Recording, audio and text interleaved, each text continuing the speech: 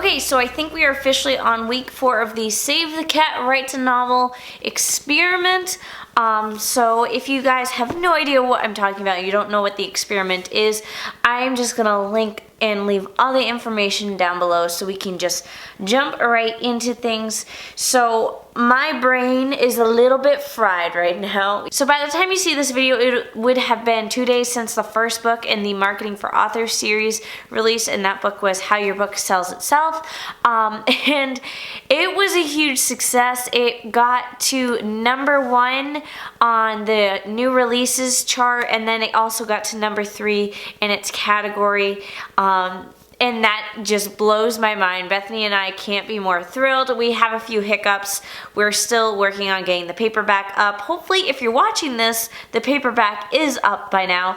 And we're also working on getting the pre-order ready for book 2, so hold tight for that. If you would like updates on everything, like when pre-orders are available, you can sign up to the little Marketing for Authors page down below, and when you sign up, you'll get notifications when all that stuff is happening. And just another quick thing, the title and cover was revealed for book 2 in this series, and if you would like to see that, be sure to go in the link down below or in the info cards right now, and you can watch the cover reveal video. But I'm giving out advanced reader copies to all my patrons on Patreon, so be sure to join me on Patreon. It doesn't matter what tier you are. As long as you're a patron, when it comes time to send out the advanced reader copy, you will get an advanced reader copy, and I will love you for all your support. Okay, let's get to talking about writing. So the reason I was talking about the Marketing for Authors book was because I've been so ingrained in that because of the release that I forgot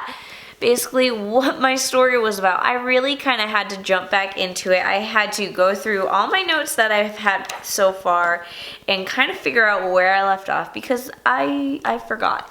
But the good news is I feel like I'm kind of getting a grip on the story now.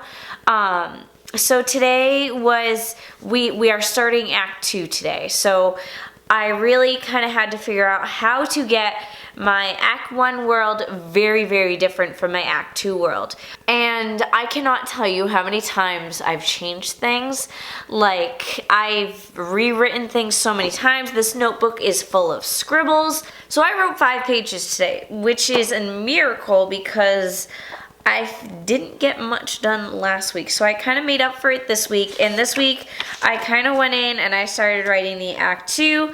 I defined what the thesis was of Act 1 so I can figure out what the normal world is. And then I figured out what the antithesis is for the Act 2 world so I can figure out what the absolute opposite of that should be. So then I actually really started working on the beat. Like, I figured out as a whole Act 2 should look like this, but then I went into the next beat, which is break into 2, and that is when you want to identify basically how much your main character has to change. So you have to make them try something new, and you want them to struggle to try something new, but you also want your audience to root for that person. And then right here we have your hero's external goal, which is their want, is not what will fix their life. So even though I've identified my character's wants and needs and different things like that multiple times,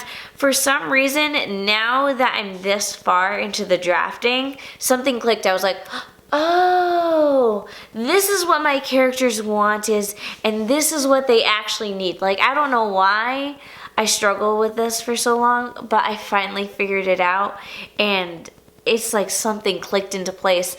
Because I've been struggling with what the, like, overall, like, theme is. Like, in my head, I had the A story. Like, I've always known what the A story is. So the A story is kind of like the selling point of the book. Like, you read a book because this is what it's all about. But then when you read it, the B story reveals itself. And the B story tends to be something a lot deeper.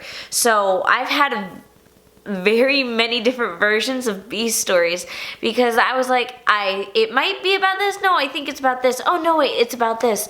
And now that I've really identified the want of a character versus a need of a character, and they're completely opposite things, I've now figured out, oh, that's the B story. So that was another thing as a part of this week, was identify the B story, but not only the B story, but have a B story character enter. And so when that happened, I was like, ooh, I have to introduce a new character. How do I do that? So I thought introducing a new character would almost ruin it a little bit, but it actually made it a lot better. So I have this character that's coming out of the woodwork. It's like a long lost, not long lost, but like a family member that she hasn't talked to in years. And this family member reveals things about her family that's just completely shocking to her.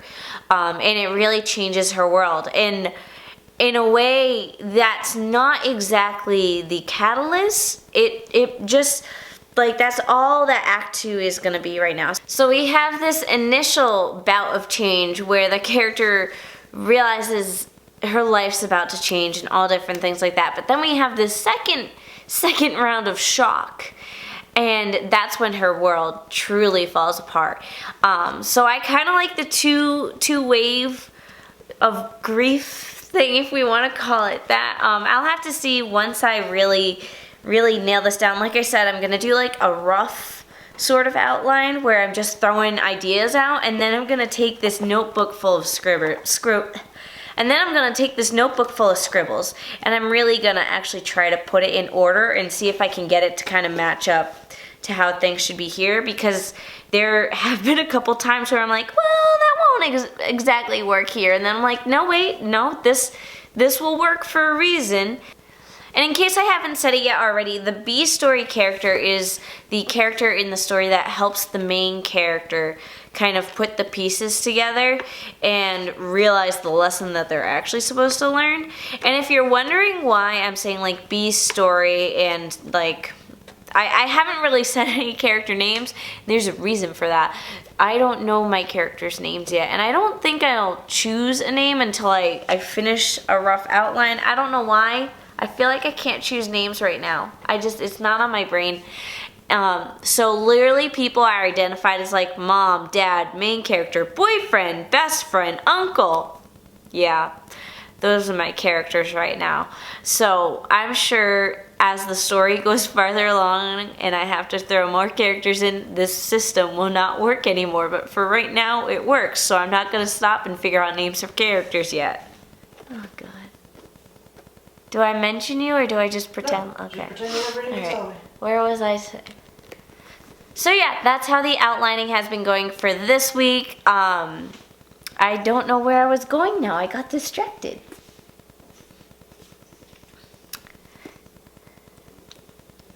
Yep.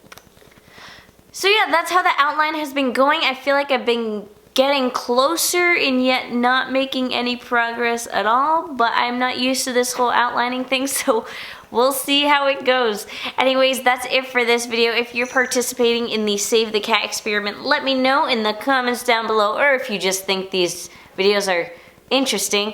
Be sure to subscribe to my author newsletter. When you subscribe, you get access to my author platform webinar, as well as some other cool downloads. And if you would like, become a patron on my Patreon page, where you can unlock fun, cool, and exclusive content. Thank you all for watching. Be sure to give this video a thumbs up, comment down below, and subscribe.